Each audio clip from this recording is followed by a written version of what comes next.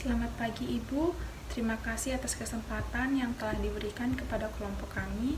Kami dari kelompok 6 akan mempresentasikan hasil diskusi kami tentang peran farmasi dalam penanganan cardiac arrest dalam situasi gawat darurat. Izinkan saya untuk memperkenalkan anggota kelompok saya, yaitu yang pertama Nurjana, kedua Paulina Nogowerang, ketiga Ridwan Giovanni Riudara, dan keempat saya sendiri Ririn Rianti Koten.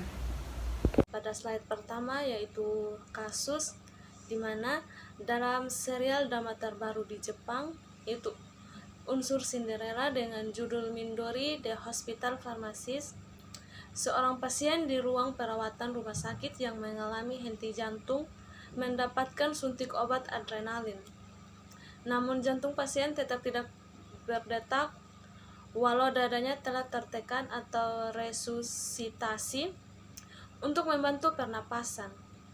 Di tengah kesulitan itu, seorang apoteker di rumah sakit tersebut menemukan tablet obat beta blocker di saku pasien, yang sebagiannya tampaknya telah diminum pasien. Obat ini berlawanan kerjanya dengan adrenalin.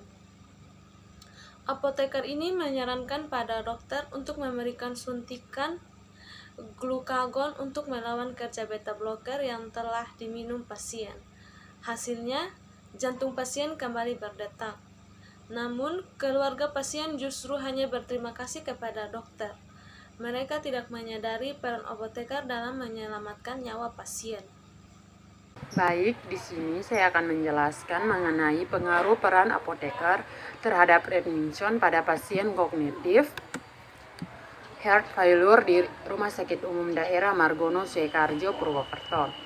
Nah, yang pertama, Redminson sendiri merupakan pasien kembali rawat inap di rumah sakit dalam jangka waktu sampai 1 tahun dari tanggal awal mereka keluar, dan di sini banyak peneliti menggunakan jangka waktu Redminson selama 30 hari. Tingginya angka Redminson ini juga dianggap sebagai perawatan dan kurangnya koordinasi antara layanan perawatan kesehatan di rumah sakit tersebut. Di sini keterlibatan apoteker sangat berpengaruh terhadap penurunan Redminson sehingga anggaran biaya kesehatan di rumah sakit dapat efisien. Nah, apoteker sendiri diharapkan agar dapat membantu serta optimalisasi terhadap obat pada pasien kognitif heart failure. Nah, pasien yang mengalami Redminson dapat disebabkan karena kurangnya edukasi, tidak memahami pemakaian obat, tidak patuh dalam meminum obat, dan komunikasi konseling yang buruk antara tenaga kesehatan dengan pasien. Sehingga pada pemberian edukasi konseling berupa penjelasan mengenai efek samping obat, aturan pakai obat, dan informasi obat pada pasien kognitif heart failure. Nah, setelah 7 hari dari kepulangan pasien ke rumah, dilakukan tindak lanjut berupa follow-up telepon. Hal ini dilakukan supaya pasien mendapatkan pemahaman terkait obat, kepatuhan, dan ketaatan dalam meminum obat. Yang berikutnya yaitu hasil dan pembahasan. Distribusi pasien congestive heart failure setelah pemberian edukasi konseling dan follow-up telepon di RSMS Purwokerto. Sebelumnya, ketidakpatuhan pasien dalam meminum obat dapat meningkatkan mortalitas, morbiditas, dan perawatan kembali di rumah sakit. Pasien yang mengalami Redminson salah satunya diakibatkan karena kekambuhan dari penyakit congestive heart failure.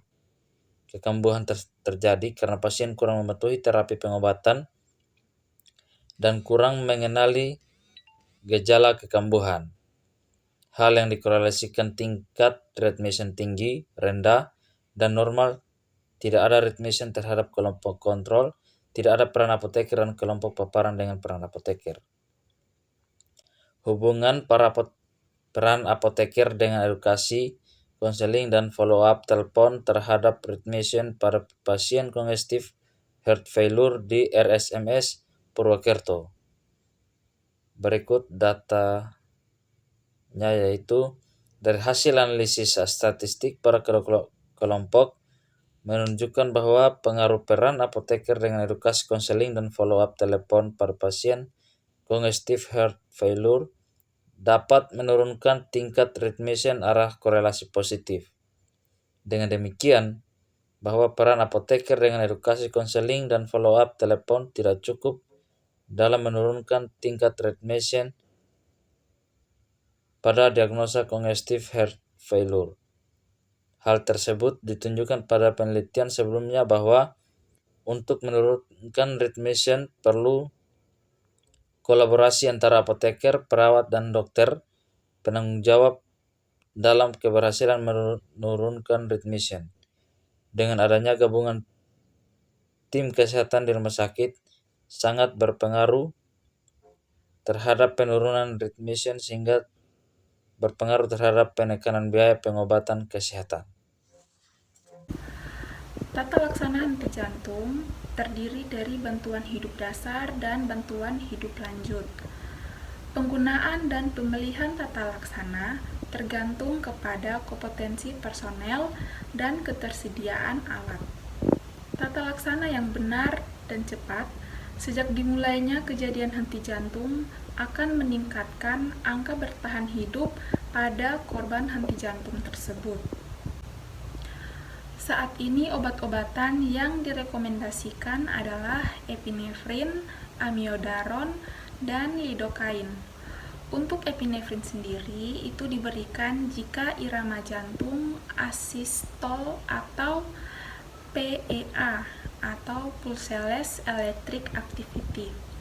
Dan untuk amiodaron atau lidocaine itu diberikan jika irama jantung fibrilasi ventrikel atau VF. Sekian dari presentasi kelompok kami. Jika ada kurang dan salah, kami mohon maaf dan terima kasih.